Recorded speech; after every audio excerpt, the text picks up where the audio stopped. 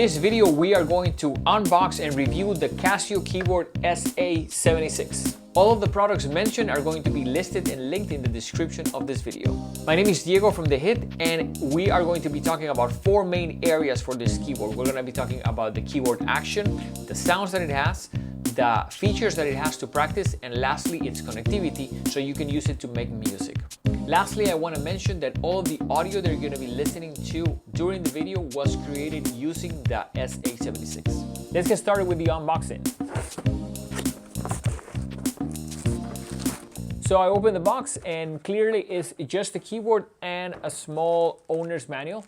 The keyboard does need batteries here on the back, so it needs 6 AA batteries, and it doesn't come with them. So I guess if you want to play it right away, make sure that you have some batteries around. Now, at the same time, it does have the ability to take an adapter, which of course is extra.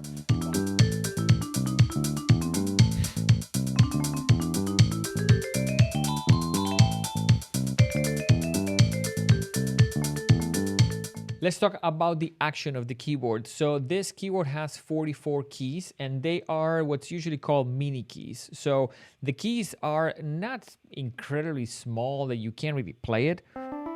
I definitely think that this is not a keyboard if you are 6 feet tall. So this is a keyboard designed for students that are younger, and I think it's probably in the age of 5, 6, 7, 8, 9. You know, that's probably an age in which their fingers are gonna be probably fit here well. And the amount of keys that it has, which is 44, I think it's a good range because you can really fit a good amount of songs in it, especially some of the ones that we teach here at The Hit.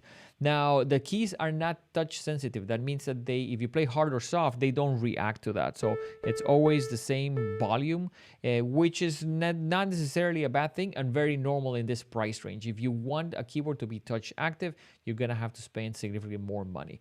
But the fact that they're mini keys and the amount of keys that it has, I think is actually pretty usable, especially for someone that is a beginner.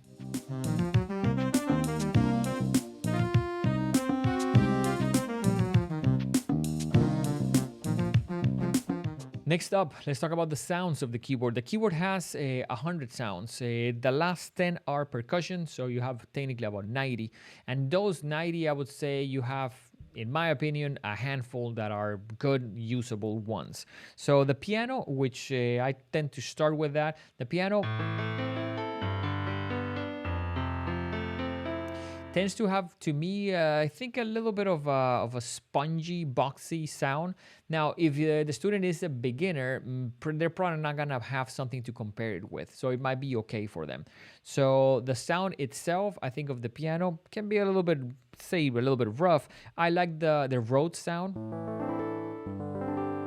which I think has like a nice vibe to it. They also have a couple of sounds, including, let's say, vibes type of sound.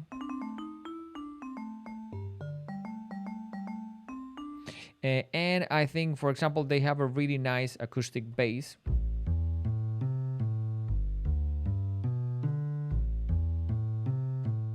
Next, let's talk about the drum beats. In Casio, they're called patterns. There are 50 of them. So if you press the button here, that gets me to go into that mode. Now I am on what's called the pattern. So when I press the start button, I get one of them starting. So the way that the tempo works, which let me slide here the keyboard so you can see it. So this is the tempo up and down. So if I press it, it almost goes in brackets. So if I press it, let's say 4 times, I go substantially faster. So it's not easy in this keyboard to get, let's say, 100 BPM and then 80 and then 70. It's almost like you have these brackets that are already selected by the keyboard.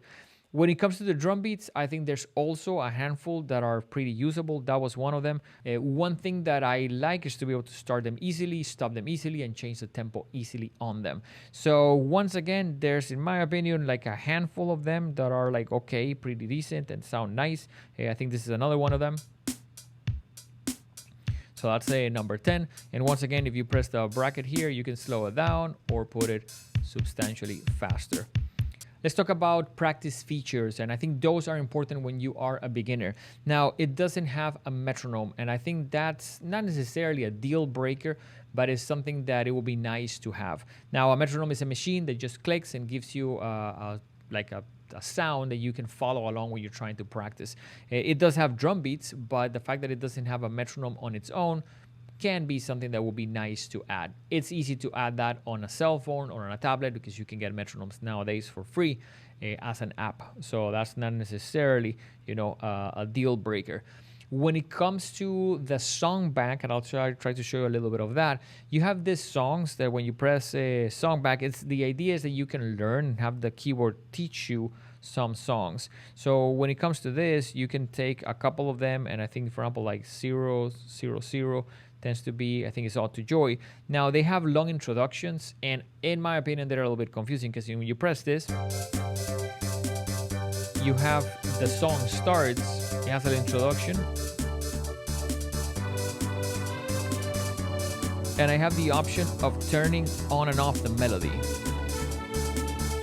I can also slow it down.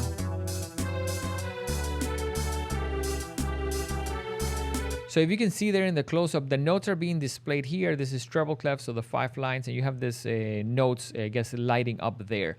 My personal opinion is that can get very, very confusing for a beginner because it's almost like confusing to know what the notes are, where are they, what fingers to use.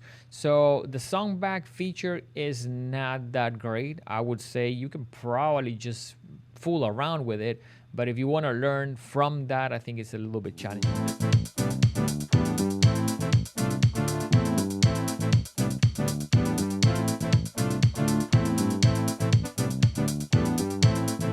Also, let's talk about connectivity. And connectivity to me is like the features that the keyboard has to be able to connect it to a computer, to get sound out of it, and other things that might be valuable for someone that is trying to use it in the context of making music. Now, this keyboard is very simple. In the back, it has a headphone jack. It's a mini plug. And what that means is you can connect most normal headphones into it. When you do that, the speakers shut off and you can even practice without, I guess, bothering people around you.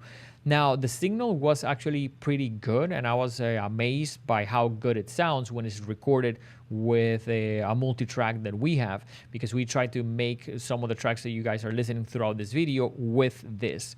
So the signal was not only good, but it was pretty loud, which is not normal for a keyboard in this price point. And one thing that I can tell you is that's also good if you want to use pretty decent headphones. The keyboard is going to sound nicer than the speakers that it comes with, because the speakers that it comes with are pretty inexpensive and small. So they sound a little bit like, I guess, abrasive.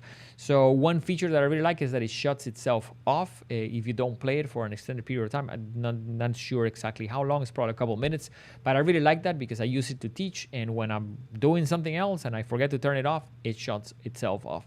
Now we're ready for the conclusion, in which we tell you who do we think this keyboard is good for, and if we give it a thumbs up or a thumbs down. I can tell you that the keyboard is a good keyboard that I would recommend, especially for beginners, and especially for beginners that are younger than 10. So in the first 3 to 6 months of lessons, this might be a good choice. You can save some money, and then if the student likes it, you might have to replace it for a better keyboard with more keys, a little bit more features. But the keyboard is a good choice, and we give it a thumbs up for students that are either trying to save some money, or maybe this is your first keyboard, as long as you are young and your hands fit well on it.